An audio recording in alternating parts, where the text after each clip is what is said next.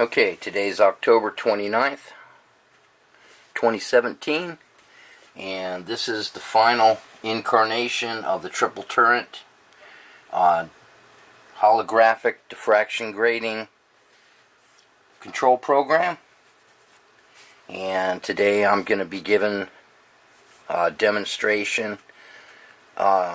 This time we're going to be utilizing the KY-040 encoder, and later on we're going to be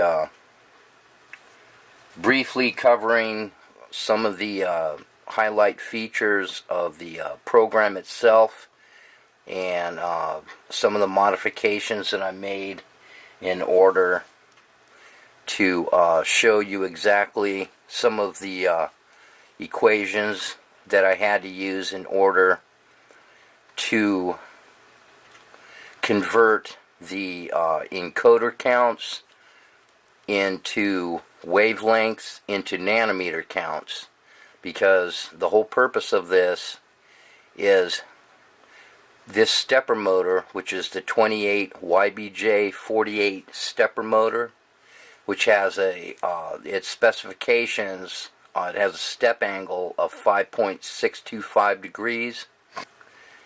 And what I also did was I built into the program a wavelength correction equation utilizing the absolute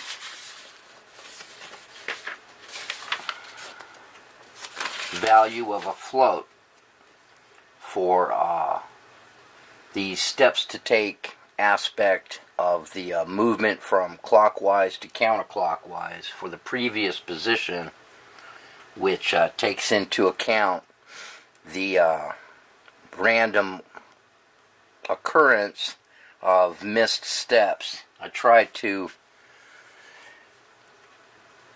account for missteps and try to keep them down to a minimal. So it accounts for missteps by a factor of 0.712, and what it does, it accounts for that discrepancy, which overall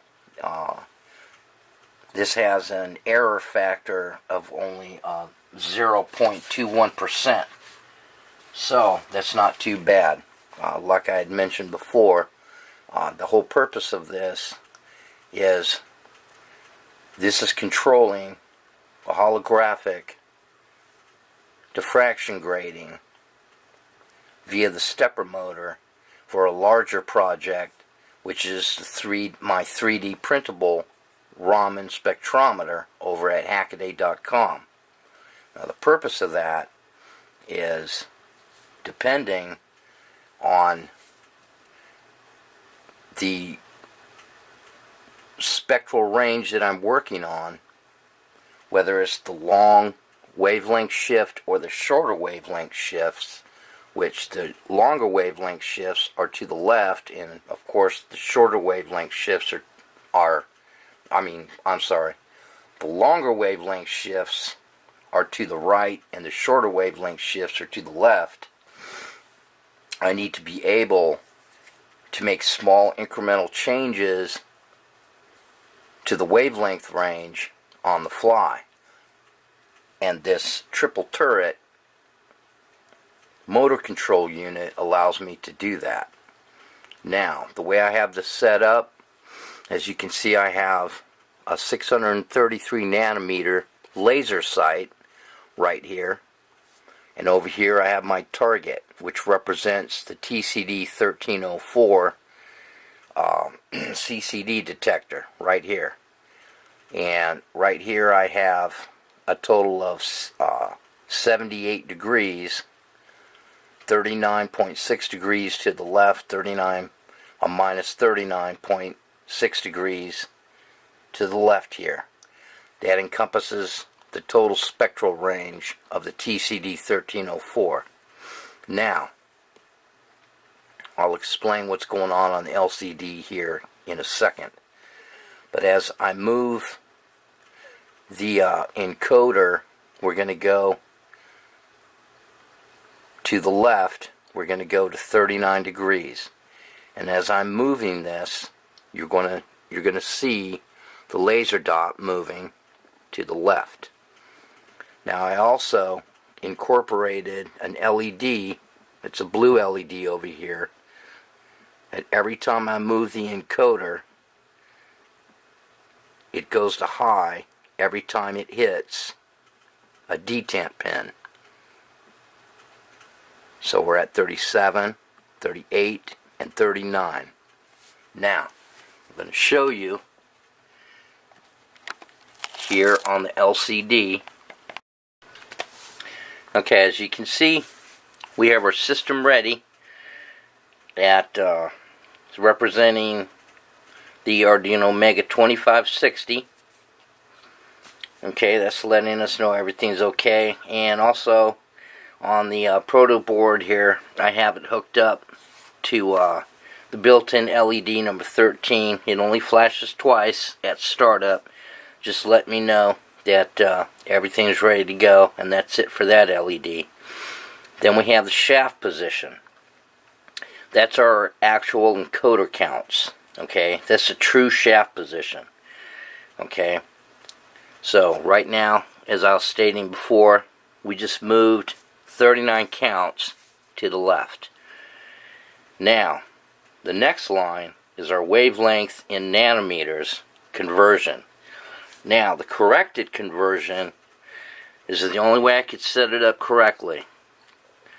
27.06 nanometers. That's our absolute float value. This is our converted factor. 39 counts, okay, 39 degrees converts to 27.06 nanometers. And I'll show you later on how that gets all converted in the program to nanometers. Excuse me.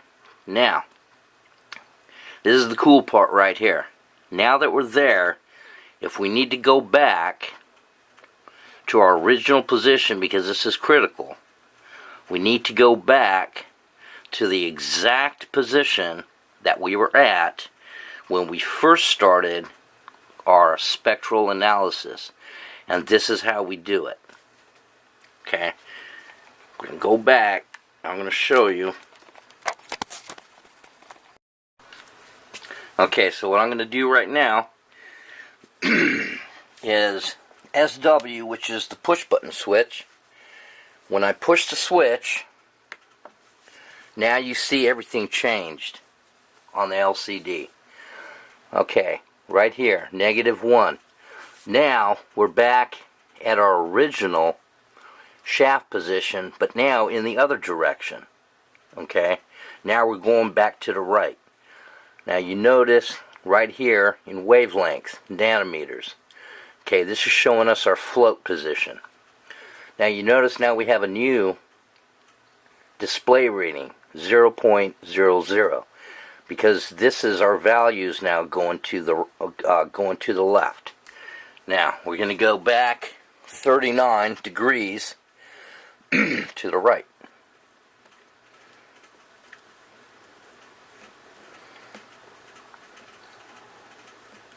And you have to do this slow. Don't do it fast. Because if you overshoot it, I just found through experimentation, you're not going to be happy, because you're going to have to reset everything, and it's just not going to be a happy day. Okay, now you notice to the right is very important. We're at -39. That just means we're all the way to the right. This is critical factor. That has to read the exact same reading, 27.06, 39 degrees to the right. If that's different, you have to keep fiddling around with it, which you shouldn't have to, but sometimes you do. I think it's something in this encoder, because of its resolution, is only 30 clicks. Okay, but aside from that, we're at our exact position that we started back. But now we have to do something tricky again, because we have to clear our display to start over again. So we're going to click it one more time. Now we get a different set of readings. Now I still have to fix this in the program. Disregard the 9 that you see right there, because that's just showing you the readings to the left. We're still at the right. So -1 is what we're looking at, because now we're going back to the left. And I'll show you where the little red laser dot is. Okay, now this is another reading that's important. 0.006.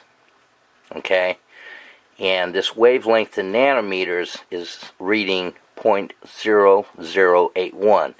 That just means that's our error. Okay, we got a little bit of discrepancy here. One day I'll fix it, but right now that's so nominal, it's not really affecting anything at this moment. Now, let's show you the little red dot.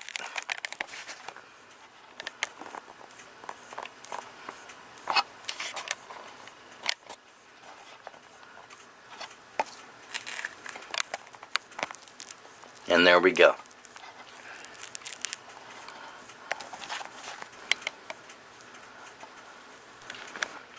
Okay. Now, you see, we're going to focus in on the little laser dot. I'm going to show you something here.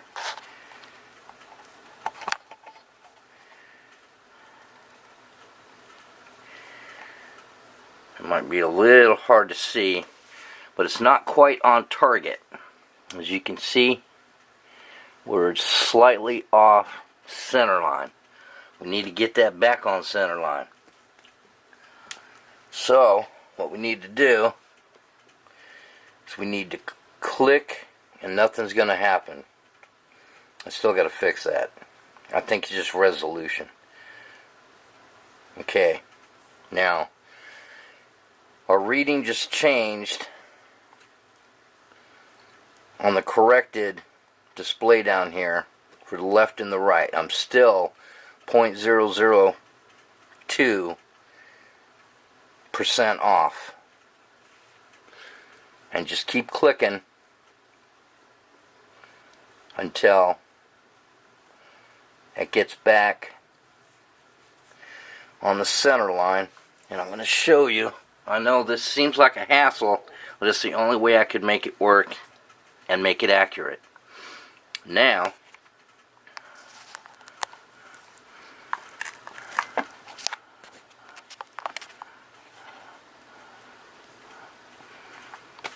you see our reading is back to 0.0081, and our corrected value is 0.006. Now we just click, and we're back to our original position. Wavelength number nanometers 4.9481. Our corrected value is 4.988. Like I said, I'll explain the formula for error correction. We got an overall error percent of 0.21%. That's just the way it is in the world of reality. But this is exactly how this program works. And that's how this functions.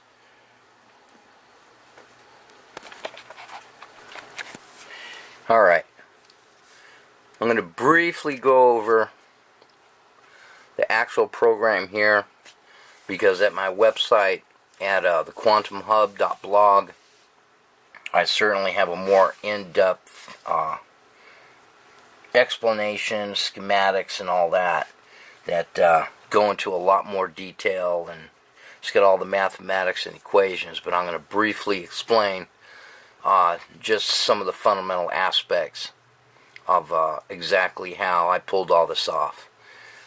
First, the formula in the sketch is derived from the specifications, of course, of the 28YBJ48 stepper motor, which has a step angle of 5.62 degrees. Well, more specific, 5.625 degrees. To convert degrees into nanometers, you first have to convert degrees into radians, rads. We do this for the first specification, which is obviously 5.625 degrees, which equals 0.09817474 rads. This number is then divided by the equatorial radius of the Earth, which is 3,963.2 miles. Now, our new value would then be 0.000024772 miles, because our constant is 1 nanometer equals 1069344 exponent of plus 0.12 powers miles. Okay, so that's a pretty big number. So that's our constant. Okay, now I'm going to show you, well, I'll show you the formula here in the program real quick. Okay, I'm going to zero in on that.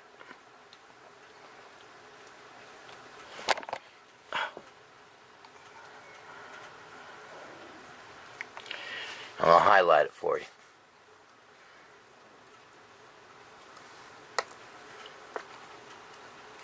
That's our formula right there, highlighted. We're using a pretty typical math function, okay? Double X, okay, equals our first number, all right? That was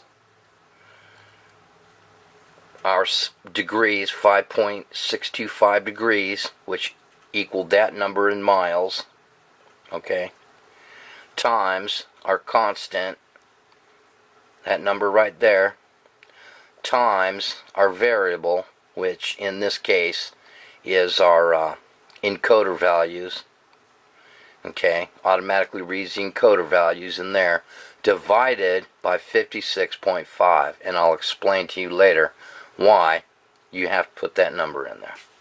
Okay, so the rest of it's pretty obvious. You know, pin click, clock, pin number 2, data, pin number 3. Our switch is on pin number 4. Okay, our stepper motor, just our typical stepper.h. I have a 20 character 4-line LCD display, 12C. Okay, just put all those libraries in. I have a step. This is all through experimentation. Got to leave it at 1024 number of steps for one revolution of internal shaft. Okay. It's all my settings right here. Okay. And right here, real quick, this is for debouncing. Okay, a lot of people just put an arbitrary number in there, like 4 or 5. But really, if you want to really get down to it, you really have to do it the way, because I used to be an electrical engineer, so really the way you got to do it is the time constant, resistance times capacitance, okay? So I already did those calculations, and really it came out to 2.84 milliseconds, but anywhere above 5, 10 milliseconds would have been just fine for debouncing. I used 7 because I found that was like perfect. If I would have put this on a scope, I actually could have got it a lot better, but 7 was perfect. The blue LED that I have for tracking the detents of the encoder, It's pretty obvious. I have each little detent, I have a 1 millisecond delay. That works out pretty well. This is all the stuff right here for the LCD display. One important factor right here, this goes for the KY-040 encoder. The first two pins, 2 and 3, the clock and data. The KY-040 has built-in 10K resistors in it, pull-up resistors. The switch does not, but it has a SMT spot for it. But all I did is I just pulled up the internal resistor on the Mega 2560 and just put a 0.1 UF cap to ground for the switch, and that takes care of that right there. So that takes care of any little rise spikes on that, and all these other settings will be explained when you go to the website, because this video would just drone on for a very long time, but I need to explain certain critical aspects and why they need to be in the spots of where they are. This is actually where the conversion takes place for the encoder, and it's right here in this spot, okay? Because this is actually in this loop function. This is where excuse me, this is where the magic is happening, right here, okay? This rotary position. Alright, this is the absolute value that I'm correcting, okay? Right here, with this formula, previous position divided by 56.5, this is converting all the encoder values into nanometer values. Now I want to show you something here real quick. I'm going to pop up Excel, okay, because this is where all the formulas were derived. Now, I made a table here in Excel, okay? Column A is shaft positions, which is arbitrary, but column B is degrees, okay? You enter degrees here. Okay, column C has the formula, which is up here. This is the actual formula that I instituted here in Excel, equal sign and in parenthesis. This is the actual formula that translates everything entered in column B and spits out the value in column C. Okay, so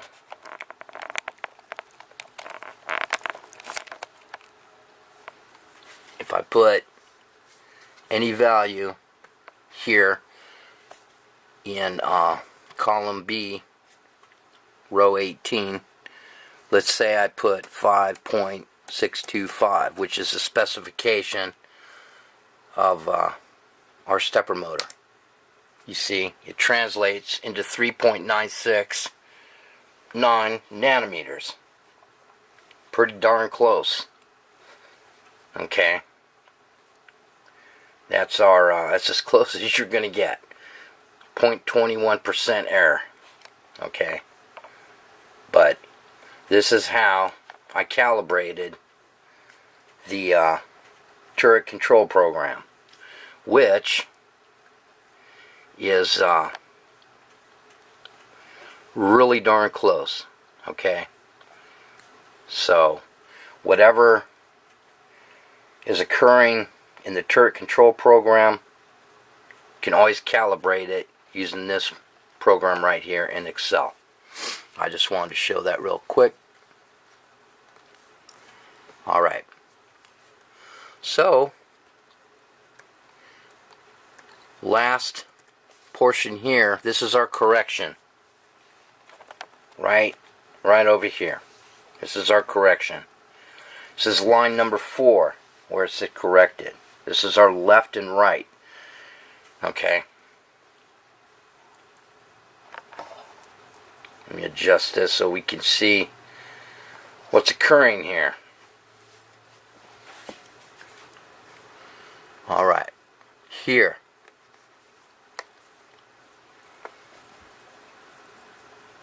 Now we have to follow our obvious protocol when we're writing in C language, whether it's C or C++. Precedence. Okay? We have to put it in exactly just like this. Plus sign, parenthesis, previous position, because these are our encoder counts. Okay? Times. Multiplication takes precedence. Always takes precedence over addition or subtraction. Okay, times 0.712. Okay, 0.712 is our error rate. Okay, that is our float value. Okay, can't get in any better than that. So we're accounting for our absolute value of that of that float. Okay, now steps to take. Okay, this is actually the part of the program that moves the stepper motor clockwise or counterclockwise. Okay, steps to take in the positive direction. Okay, that's why there was a plus sign in front of this parenthesis of previous position. Okay, now this is movement to the left. We go down here. Same principle.